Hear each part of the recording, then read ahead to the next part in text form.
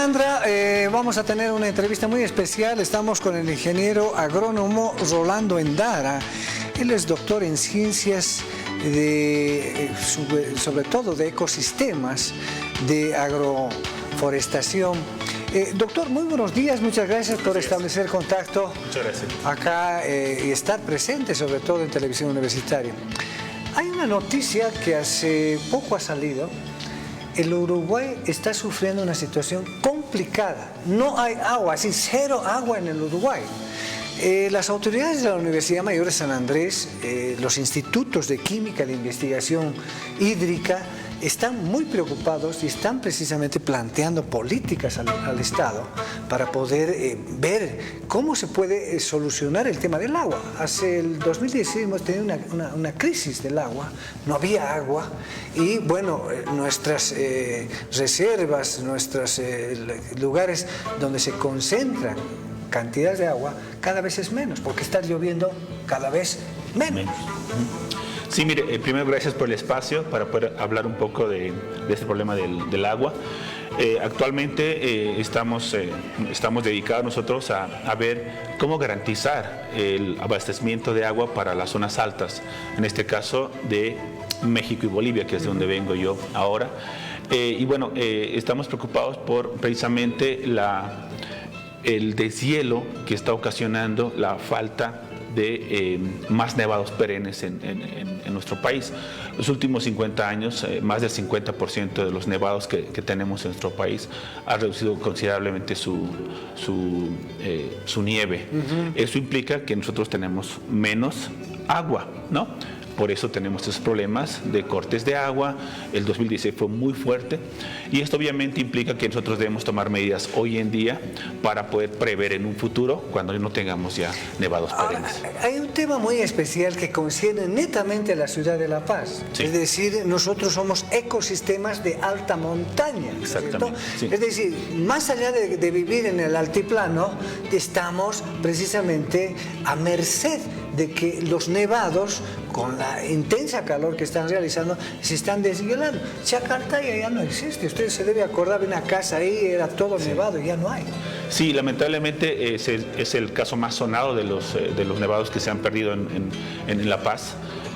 Recuerdo yo cuando era niño podía ir a Chacaltaya, entrenábamos y llegábamos a Chacaltaya cuando era nieve. Hoy en día ya no existe eso y eso obviamente es un síntoma de que está pasando algo en el planeta, ¿no? Actualmente en La Paz y Cochabamba tenemos 1.3 grados más de lo que teníamos hace 20, 30 años. Eso implica que va a seguir este problema del deshielo. El gran problema es que abajo de los nevados no tenemos nosotros un colchón verde, un bosque que garantice el almacenamiento de agua para que en época de lluvias se concentre el agua allá y en época de sequías se vaya distribuyendo poco a poco. Entonces hoy en día tenemos que tomar conciencia e implementar un programa de manejo de ecosistemas de alta montaña que garanticen el abastecimiento de agua para las ciudades como Ahora, doctor, usted que ha trabajado, ha hecho su especialización en México, esto se está realizando en México porque la situación es parecida a la nuestra también, ¿no? Sí, mire, en México ellos tienen una gran ventaja en México. En México no tienen nevados perennes como los nuestros, ¿no? Como nuestro Illimani, nuestro Sajamar y Yampu. Ellos tienen nevados intermitentes, ¿no? Pero la gran ventaja que ellos tienen es que debajo de estos nevados intermitentes tienen un colchón forestal enorme, los bosques de alta montaña a los que yo me dedico allá en México. Entonces la conservación de estos bosques garantizará en un futuro el abastecimiento de agua para las grandes ciudades como la Ciudad de México y el Valle de Toluca, ¿no? El centro de México está más o menos tiene cerca de 50 millones de personas dependiendo del recurso agua. ¿No? Exactamente. Nosotros no tenemos esa ventaja. Entonces tenemos que ver ahora cómo podemos establecer, conservar o manejar estos ecosistemas de alta montaña que puedan garantizar el día de mañana el agua para las grandes ciudades como La Paz. Ahora, doctor, a mí me preocupa mucho esto porque, le digo, la perforación de pozos, digamos, normalmente se realiza para sacar el agua de las profundidades, pero como usted bien lo dice, esto en cualquier momento se acaba. No se hace una reforestación, digamos, y vamos a tener problemas en 10 años. O sea, la ciudad de La Paz va a estar totalmente al margen de poder contar con el líquido para la vida, ¿no es cierto? Sí, actualmente lamentablemente estamos teniendo medidas urgentes de perforar cada vez más y más profundo en busca de agua, pero realmente no es la solución. Nosotros necesitamos sí o sí garantizar en un futuro para recargar los mantos acuíferos en las zonas altas de las cuencas, porque en un futuro el agua del manto freático en las zonas bajas se va a acabar. Necesitamos sí o sí recargar las zonas altas para no seguir perforando más profundo. Ahora, ¿cómo? Esto me imagino que es un proyecto de largo plazo, no es corto, se necesita un presupuesto bastante importante, se tiene que participar desde políticas estatales, ¿no? Exacto.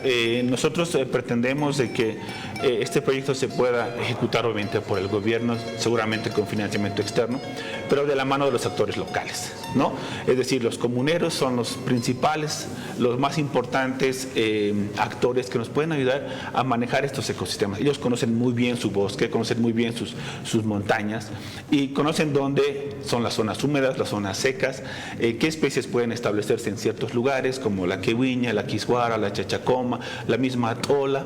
Entonces tenemos que apoyarnos en ellos, que son los que conocen. El saber local hoy en día en nuestro país es muy valorado. Esperemos que con el apoyo de ellos y obviamente el interés del gobierno e instancias externas podamos nosotros, obviamente la academia a través de la universidad o las universidades presentes en todas estas zonas, puedan ellos apoyar a este programa, que tiene que ser evidentemente a largo plazo. Ahora, esta situación hace de que se tome como prioridad esto, porque en el norte de La Paz, en otros lugares también, se produce lo que se llama la expansión de la frontera agrícola, ¿no? Y esto producto también de quema de los seres humanos, de los propios humanos, para expandir la frontera agrícola, y esto hay que también consumarlo. Evidentemente, uno de los grandes problemas de los bosques es su cambio de cobertura, principalmente para cultivos, para ganadería o simplemente para pastos, ¿no? Obviamente el norte de La Paz y la zona oriental de nuestro país es una de las zonas con los mayores índices de deforestación por el cambio de uso de suelo. Entonces debemos tener políticas de mejor aprovechamiento de los recursos a través, por ejemplo, de la incorporación de sistemas agroforestales, donde no necesariamente tenemos que quitar todo el bosque para nosotros producir alimento o carne.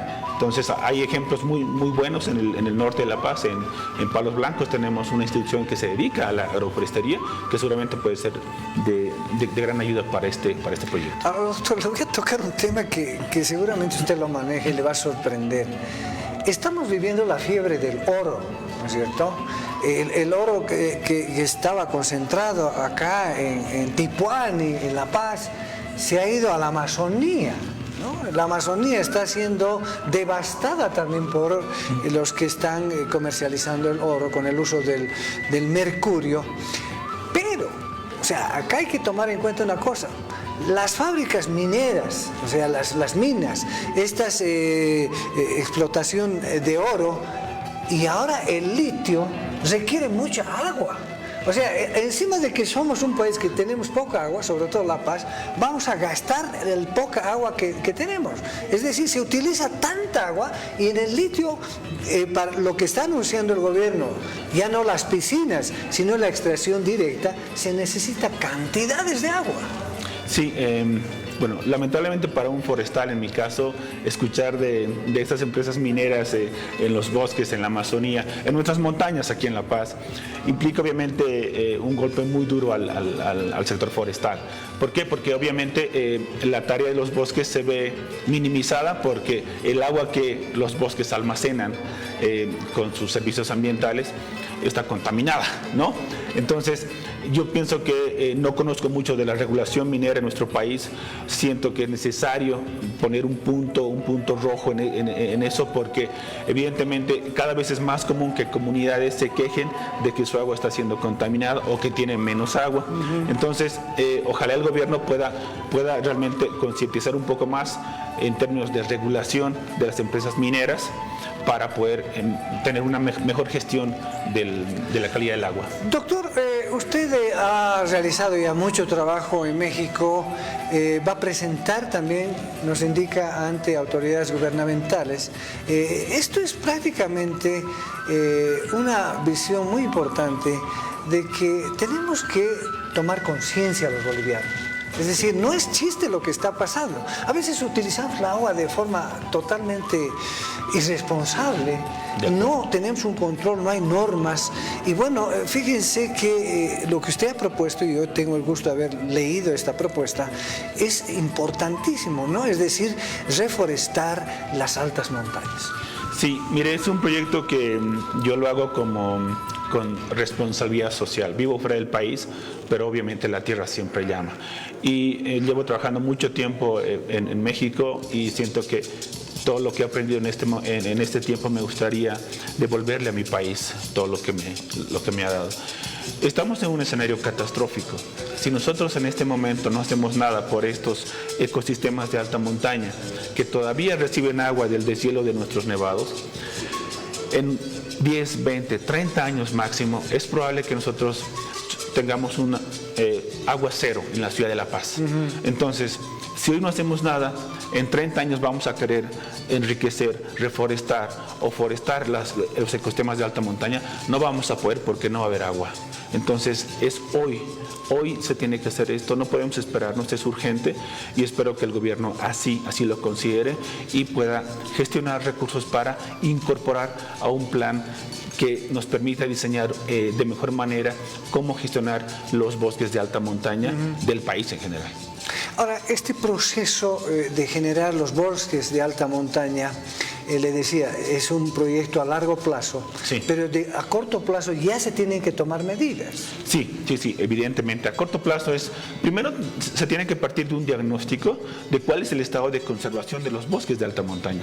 Primero, ¿dónde están los bosques de alta montaña? Porque lamentablemente hoy en día tenemos pequeños relictos, pequeñas islas de bosques de Quehuiña, que antes eran obviamente el macizo montañoso más importante de nuestras montañas.